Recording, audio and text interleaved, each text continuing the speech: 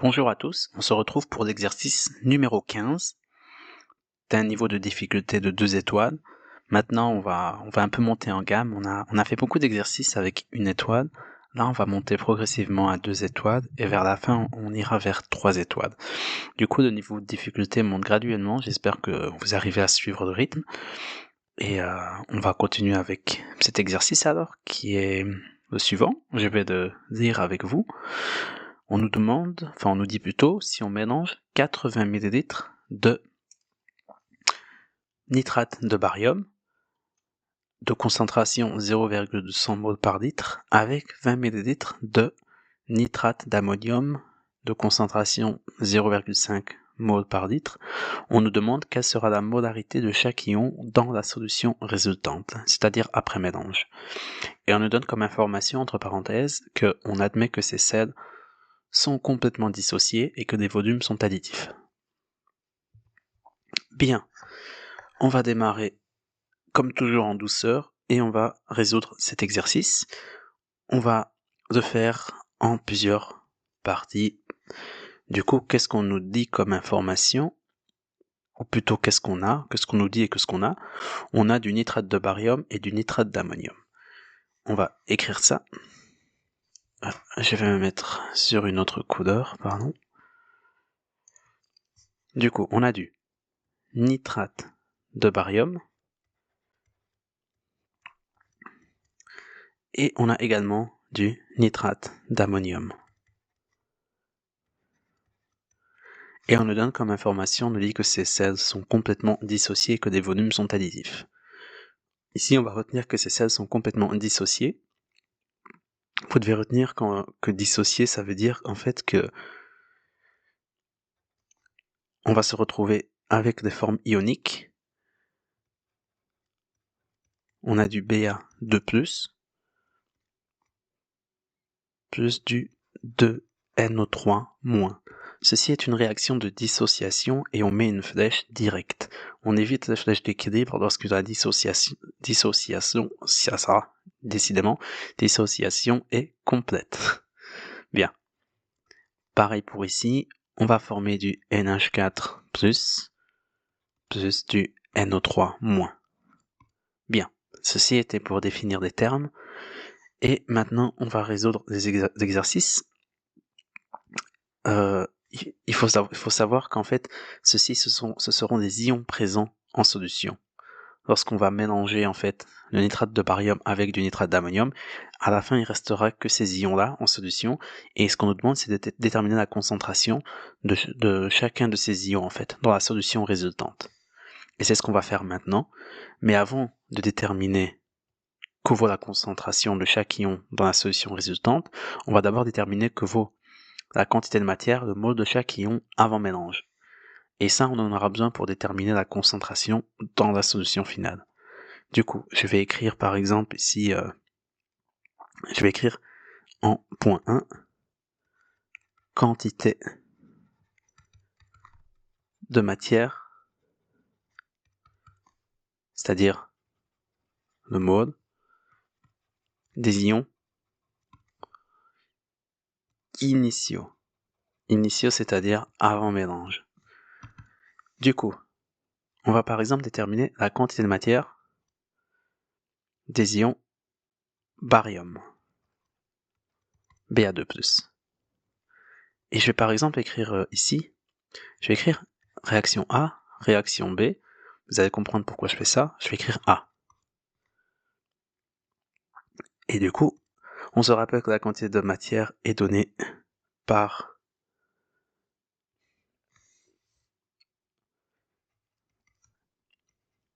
masse sur masse molaire, mais ceci est une formule importante, mais la quantité de matière, et on avait vu aussi que la quantité de matière, dans le cas des gaz ATPN, était donnée par le volume sur le volume molaire, mais dans le cas des solutions, la quantité de matière peut être donnée, en fait, par cette formule-ci. N égale C fois V. Ou généralement, on retrouve la formule plutôt sous cette forme-ci, mais c'est pareil, C égale N sur V. Du coup, retenez cette formule, cette nouvelle formule. Du coup, la quantité de matière, le nombre de moles des ions barium sera égal à la concentration de la solution fois le volume de la solution. La concentration pour les nitrons, pour les ions barium doit se composer est de 0,200 moles par litre. Du coup, je vais écrire 0,200 moles par litre, auquel on va multiplier par le volume, et le volume, on doit les mettre en litres. Si on convertit 80 ml en litres, ça va nous faire en fait 0,08 litres. Les litres se simplifient, il va nous rester alors 0,016 moles. Bien. Maintenant, toujours pour la première réaction A, on va déterminer la quantité de matière des ions nitrates. Et en fait, ici, on va utiliser la même formule, C fois V. Du coup, ici, les mêmes informations, 0,0200 moles par litre. Je n'écris pas les unités, vous avez compris, fois 0,08, à la différence près qu'on va multiplier tout ça par 2, car en fait, ici, si on regarde la stoichiométrie c'est-à-dire les chiffres devant, ici, on a 2 fois plus d'ions nitrates que d'ions barium. C'est-à-dire qu'en termes de quantité de matière, on en a 2 fois plus, d'où le terme multiplicatif ici par 2. Du coup, ici, on aura 0,032 moles. Bien. Maintenant, on va regarder la quantité de matière pour la réaction B. Si on regarde la quantité de matière, maintenant, par exemple, pour l'ammonium, on va voir N égale NH4+, et ceci sera égal en fait à C fois V également, mais cette fois-ci, ce n'est plus 80 ml, 0,200 moles par litre. Ici, on a 20 ml et 0,5 moles par litre. Du coup, on a 0,500 moles par litre, et on avait 20 ml qu'on va convertir en litres, ce qui fait 0,02 litres. Et ça va nous faire 0,16. Un instant, je vérifie. Non, pardon, ça fait pas ça. Et ici, ça fait en fait 0,010 moles.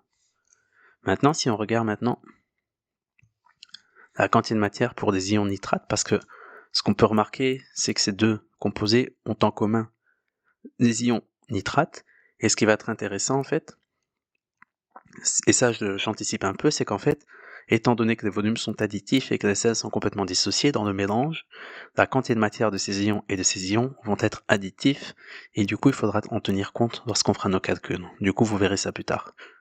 C'est pour ça que j'ai noté en fait A et B, c'est pour bien qu'on dissocie d'où viennent ces ions nitrates et d'où viennent ces autres ions nitrates que je vais calculer maintenant.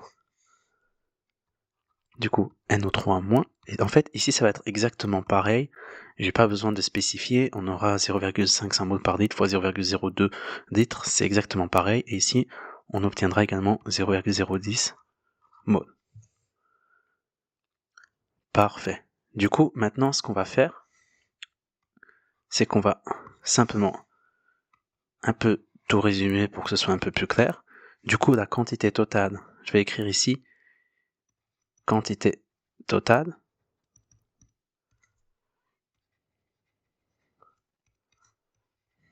des ions. En fait, le plus important lorsqu'on résout des exercices, c'est vraiment d'être très clair et de travailler proprement pour vraiment d'avoir une vision claire de ce que vous faites. Si c'est pas clair, ce que vous écrivez, ce sera pas clair dans votre tête. Du coup, même si ça prend un peu de temps de tout bien, on va dire, codifier, aligner, préciser, c'est un mal qui, je pense, est nécessaire. Du coup, on aura la quantité de matière totale des ions Ba2+, vaudra 0,016 mol. Lorsqu'on regarde ici, on n'a que un type d'ion, on n'a qu'une fois la quantité de matière dBA2+, on l'a pas en double. Lorsqu'on regarde maintenant pour l'ammonium, on aura 0,010 mol. Par contre, lorsqu'on regarde pour des ions nitrates, en fait, on aura, et je vais le préciser ici, en vert, on a cette quantité de matière qui provient des ions nitrates de la première réaction A, et on aura cette quantité de matière là qui provient des ions nitrates, mais de la deuxième réaction B. Du coup, on aura donc comme quantité totale d'ions 0,032 mol plus 0,010 mol, et en fait on aura 0,042 mol d'ions nitrates. Et ceci est seulement possible parce qu'en fait, les volumes sont additifs et que les ions se dissocient totalement, d'où l'importance de cette précision. Du coup, ceci c'est la quantité de matière des ions avant mélange. Maintenant, qu'en est-il de la concentration des ions après mélange? Du coup, je vais noter ici petit 2. Petit 2, et je vais écrire concentration des ions après mélange. Et la concentration est donnée par la formule que je vous avais écrite et que je vais entourer en rouge. C égale N sur V. Du coup, on va avoir ici que la concentration des ions barium sera égale à la quantité de matière qu'on a trouvée ici, totale pour les ions barium de plus, qui est 0,016 mol.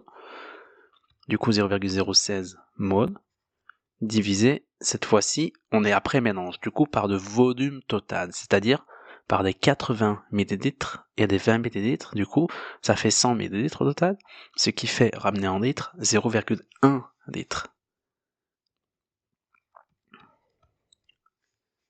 Et ceci va faire 0,16 mol par litre.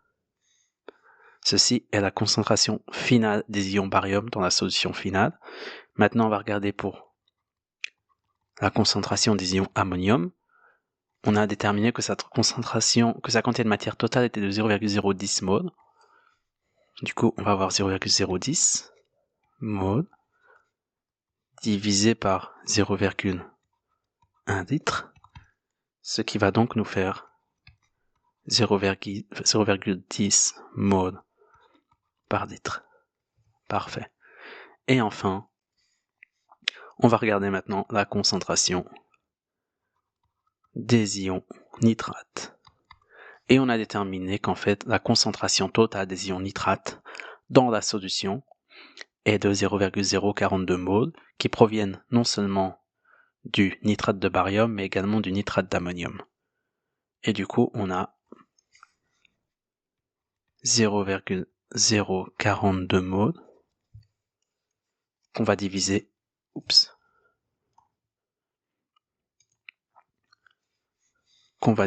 par le volume total qui est de 100 ml, du coup 1 litre.